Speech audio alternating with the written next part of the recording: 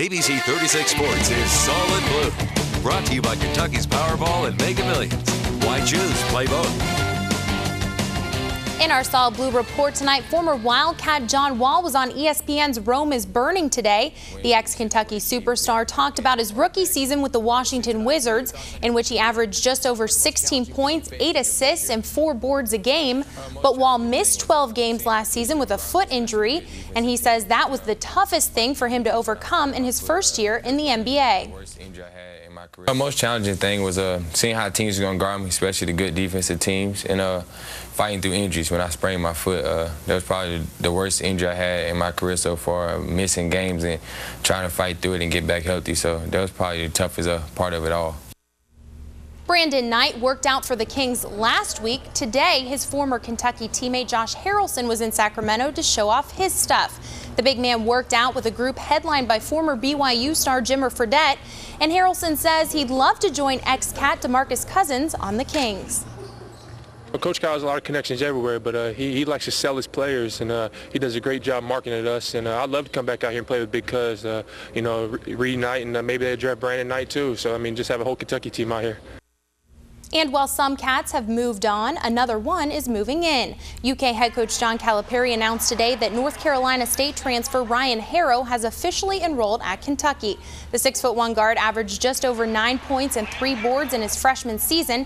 Harrow has to sit out next season with the Cats, but will still have 3 years of eligibility remaining.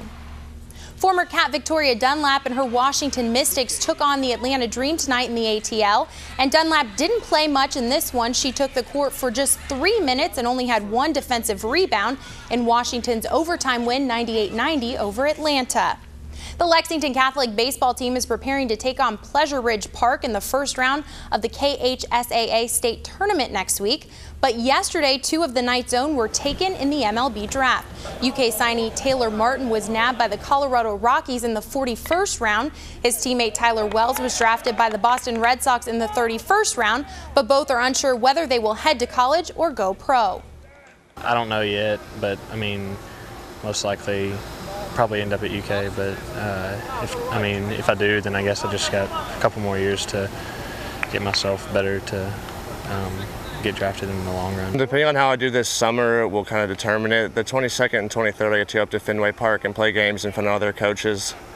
And then this summer, I'm going to play for one of their coaches too. So depending on how all that goes, I'll make my decision then. But right now, it's looking like college. Meantime, the state softball tournament is underway at Jack Fisher Park in Owensboro. Lafayette and Owensboro Catholic went head-to-head tonight, and the Generals came out on top 11-8 over the Cardinals. Earlier in the day, the Pleasure Ridge Park Lady Panthers shut out the Montgomery County Indians 9-0, so Lafayette and Pleasure Ridge Park advanced to the next round of the tournament. The final round of the 2011 Kentucky State Amateur Golf Championship teed off at Kearney Hill Golf Links today. Murray State junior Patrick Newcomb had a 2-shot lead coming into today, with Center College's Division III national champion Chris Morris right on his heels. Newcomb was 1 stroke up on Morris heading into 18 and birdied the last hole, winning with a 2-stroke lead and finishing 7 under par in the tournament. And Newcomb says his dad, who served as his caddy throughout the tournament, gave him the motivation to win. I just tried to stay in it because I was still in it. That's what Dad just kept telling me, which I had my dad on the bag this week, and that was big for me. It was awesome for him to be on the bag with me, and you know, he really pulled me through really well. And he just said, "You're in it. You're still in it. Just don't give up. You're still in it. You're not making putts, and you're still in it. So just try to hold it together. We'll make some putts."